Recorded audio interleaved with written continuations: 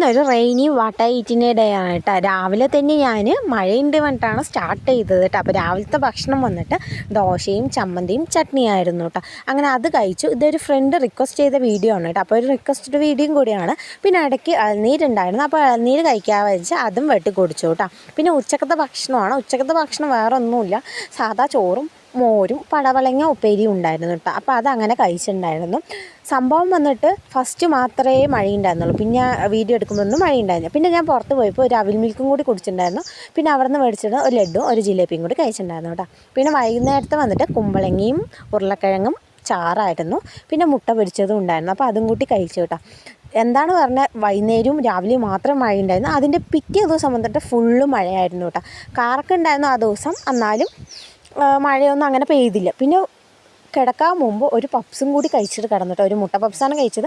അപ്പോൾ ഇന്നത്തെ വീഡിയോ ഇത്രയേ ഉള്ളൂ. അപ്പോൾ എല്ലാവരും സബ്സ്ക്രൈബ് ചെയ്ത് സപ്പോർട്ട് ചെയ്യാൻ മറക്കല്ല.